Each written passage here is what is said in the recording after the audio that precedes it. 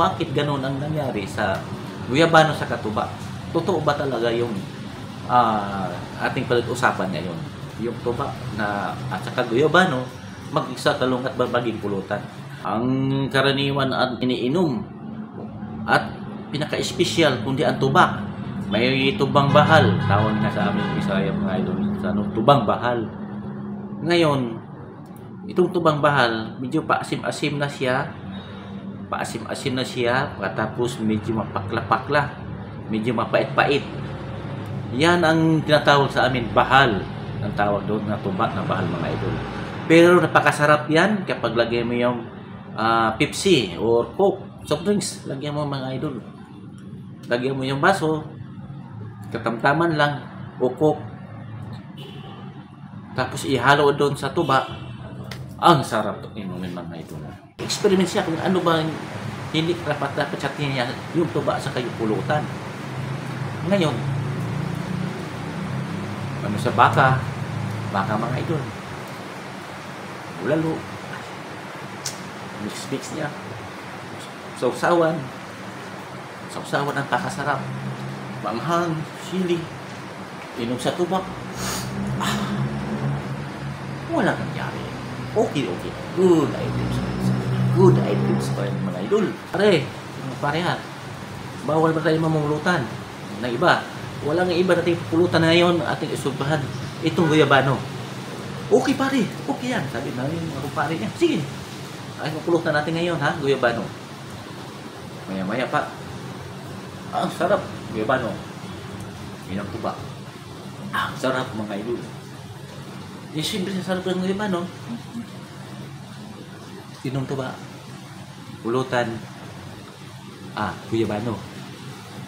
Maya-maya na mga idol. Hindi umabot mga 1 oras. Nagtatawag na silang CR. Pare, CR naman pare. CR, pasok. Pare, sabi naman isa pare, antayin mo ako. Ako na naman. Uy, pare. Okay, next. Hindi na sukat akalain mga idol. Yun na pala yung yung banaw pala, di mo malaman. Nagpabalik-balik siya. What's up mga kasyu? Kung baguhan ba kayo sa akin channel, malihok, patisuyo, kalimbang all para updated kayo sa lahat ng ating mga videos na narating. Ito po ang yung lingkod, si Shu Vlog Official.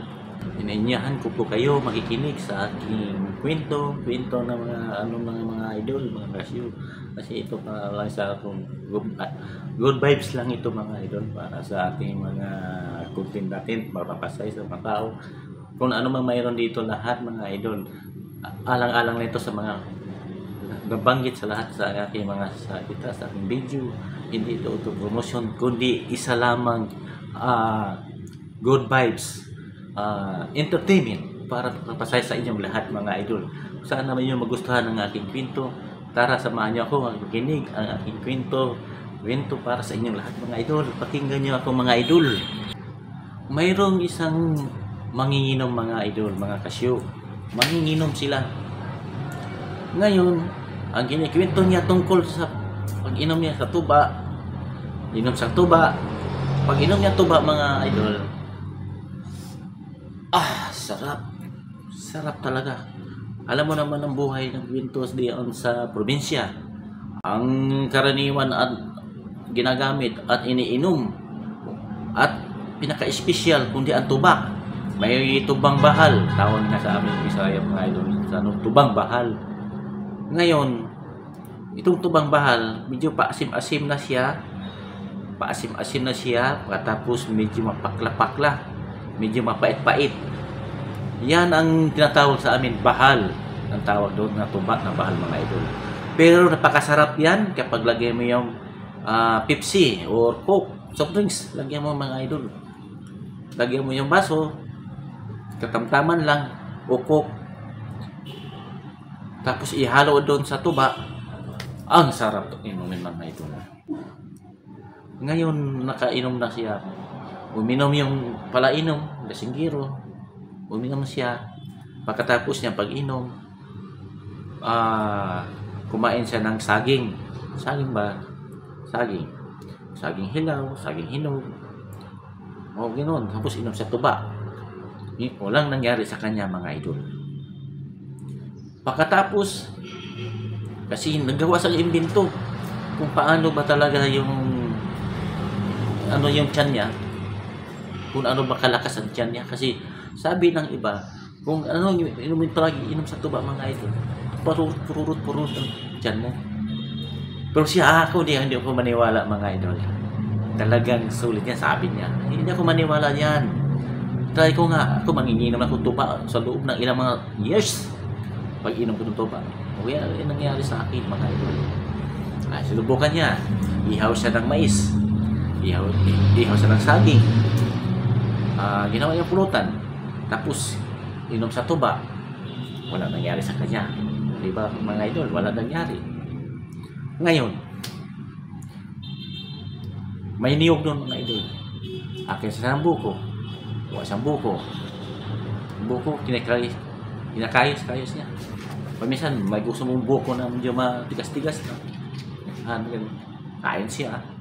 Inom sa tuba. Wala nangyari, di ba? Basta good ko talaga. Napakaganda talaga itong mga idol. Pagkatapos ng mga idol, pupunta naman siya sa huli sa isda. Inihaw niya. Pagkatapos pag-ihaw, ginawa niya ang pulutan. Tapos, kain siya ng mga langka. Malangka mga idol. Talagang langka. At saka, inom sa tuba. Langka. Wala nangyari mga idol. Okay pati sa kanya. Kasi nag-experiment siya kung paano ba ang kapag tuba na ipares, kung ano ba ang dahilan. Kasi gusto niya ma-experience at malaman nila bakit ang tuba. Ang sabi na, kapag palagi ka umiinom ng tuba, pururot daw aabutin. Kaya sinubukan niya, hindi naman sa kanya. Ngayon mga kasyo, mga idol, punta naman siya doon. Kain ng marang. Kami sa kain marang. Minom sa tuba, mga idol. Wala nangyari. Good idea pa niya. Good sa panahal kayo. Sabihin, ayos pa ng tuba itong mga idol. Talagang sulit na sulit. Ang sarap inumin. Kasi yung tuba niya mga idol, nilagyan ng soft drinks or Pepsi. Pero ang mas talaga yung Pepsi mga idol. Pepsi ang mas talaga. Pepsi. Ay, Pepsi ang inanon niya, hinahalo. Ang sarap. Inom siya. Sarap. Walang nangyari mga idol. Good items pa rin mga idol. Sabi na yung dasigiro. Patuloy natin ang kwento mga idol. Sa isang taong dasigiro. Habang siyang pumunta naman siya, hanap naman siya kasi iinom siya kasi nag-experiment siya kung ano ba hindi dapat sa niya yung tuba sa kayong pulutan. Ngayon, sa baka mga idol, bulalo, mix niya, sausawan ang pakasarap, manghang, sili, inom sa tuba. Wala nangyari. Okay. Good items pa rin mga idol. Ngayon, pupunta sa bukid naman niya. Kasi siya sarili mga idol, may sarili siya tagakuha ng tuba mga idol. Tagagawa. Aakit siya sa niyo. Habang ginihitan niya yung bulaklak ng niyog. Tapos sahod na yung tuba. Pero bukasan, tuba ng tamis mga idol. Lalo na walang kulay. Pero ang ginawa sa mga idol, yung tuba na tawag sa aming bahal, loob na 3 days yan mga idol, binabad. Pero may kulay na siya. 3 days na. Ibig sabihin mga idol, yung tawag niyo, yung pasuka na. Yung pasuka niyon mga idol, talaga mapait siya. Mapakla na may tamis-tamis. Naghalo-halo siya. Parang, na mga idol, yan tawag tuba na Tinatawag niya bahal, mga idol. Yan ang palagi niyang iniinom, bahal. Hindi siya umiinom. Sa matamis naman, pero ang iniinom niya palagi yung bahal na. Kasi yung matamis, binibinta niya doon sa kapitbahay nila. Mga nimimili mga idol. Mula noon mga idol, habang siya, nag-experiment siya kung ano ba yung kalaban niya dito sa tiyan. Punta naman siya, hanap naman siya. May gabi. Gabi mga idol. Nilaga niya gabi. Tapos na nilaga. Ang ginawa naman niyang kanin niyang gabi. Inom sa tuba. Good items. Wala nang gabi mga idol. Good pa rin mga idol. Talagang ayos-ayos pa mga idol. Pagkatapos naman mga hanap naman siya para may durian mga idol. Tama durian. May hinog. Kain na naman sa durian mga idol. Mga idol. Inom sa tuba. Wala nangyari mga idol. Talagang okay mga idol. Sulit na ngayon mga idol. Sabi, good talaga. Good. Healthy body. Sabi na healthy ang tuba mga idol. Okay. Ngayon mga idol, sama-sama naman siya. Naghahanap naman siya ng kainuman. Mga tropa pits niya. Tawag na sa sarili. Inuman tayo mga idol. Kaya sabi niya, dala kayong napulutan dito, ako bahala sa tuba, sa inumin natin.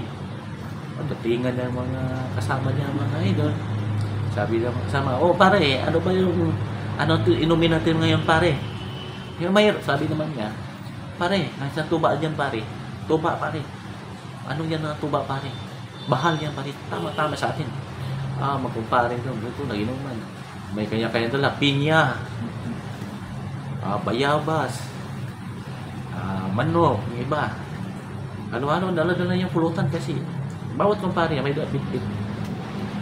Yung iba ng langka, may mais na inihaw, may mais na nilaga. Ang sarap mga idol. Tapos nilagay na sa hapon sa lamisa nila. Inom siya ng tuba.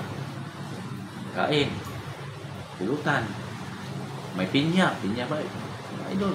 May avocado. Dami. Inom sa tuba. Wala nangyari. Good items pa ng mga idol. Ngayon mga idol, dumating yung isang kumpare nila, nagdala ng guyabano. Pagdala naman ng guyabano mga idol, tama-tama hinog. Pare, mayroon akong dala pare. Kasi sabi mo, experiments ka kung ano ba dapat talaga yung hindi sang-ayon sa tuba na pwede ipulutan. Pare, dali natin na yun pare. Gusto mo experiments ako. Kasi matagal ako magkumpare natin ito. Dami-daming dala mga prutas, kung ano pa yung dala mga pulutan, mga karne dyan, mga gulay. Good pa rin pa mga idol. Healthy pa rin sa katawan. Okay. Pare, subukan mo yung guyabano ko pare. Try mo guyabano pare. Sige pare. Guyabano. Magkatan niya mga idol nga. Hinog. Ang sarap ng mga idol guyabano. Sarap. Kapag probinsya talaga, ng mga idol, ang sarap talaga yung guyabano. Talagang sulit talaga mga idol. Ngayon, okay mga idol ha. Sabi na yung kumpare niya. Sabi niya, pare ha, bawal ba tayo mamulutan ng iba? Walang iba nating pulutan na ngayon ating isubahan. Itong guyabano. Okay pare, okay yan. Sabi na yung kumpare niya, sige. Ay, mapulutan natin ngayon ha, guyabano. Maya-maya pa. Ang sarap, guyabano. Inang tuba. Ang sarap mga idol. Siyempre sa sarap ng guyabano. Inang tuba. Pulutan. Guyabano. Maya-maya na mga idol. Hindi umabot mga 1 oras. Nagtatawag na silang CR. Pare, CR naman pare. CR, pasok. Pare, sabi naman isa pare, antayin mo ako. Ako na naman. Pare. Okay, next. Hindi na sukat akalain mga idol. Yun na pala yung yung banaw pala, di mo malaman. Nagpabalik-balik siya. Hindi namin alam sa mga eksperto na yung mga idol kung bakit ganun ang nangyari sa guyabano sa katuba. Totoo ba talaga yung ating pag-usapan ngayon? yung tuba na at saka guyabano, mag-isa talong at maging pulutan. Kung dyan pa kayo sa baba o mababasa ninyo itong aking sinasabi, comment kayo dyan mga idol sa baba. Kung totoo ba yan, sa mga mga expert eh. Kasi itong mga kwento na itong mga katang kwento pero may kahulugan. Kung totoo yan ang sinasabi, ang tuba at saka guyabano, bawal maging pulutan. Comment na kayo sa baba mga idol para ating malaman kung ano ang katotohanan. Para malaman natin ito. Kung mula noon mga idol, ating tapusin ang ating kwento ngayon. Ang akin lang ito, kung kayong mga expert diyan, comment kayo sa baba. Totoo ba ang guyabano sa katuba bawal maging pulutan ang guyabano? Kasi itong kwento mga natang isip pero mayroon ang kahulugan. O totoo, kayong mga expert diyan, alam na alam ninyo kung ano ba, kasi ang alam ko ang guyabano, napakaraming ano yan, benefits na makukuha sa kanya. At ang tuba, okay naman, basta wala lang sobra. Kung inom na tayo mga idol, kung na masyado sobra, kasi kapag sumubra, walang di sobra na hindi maisama. Dapat tama-tama lang. Lahat naman gamot. Pero kapag sobra mga idol, talagang ganoon ang mangyari. Sana comment kayo sa baba niya mga idol kung ano ba ang dapat gawin. Kung totoo ba ang tuba or guyabano hindi magiging pulutan. Hindi dapat ipagsama.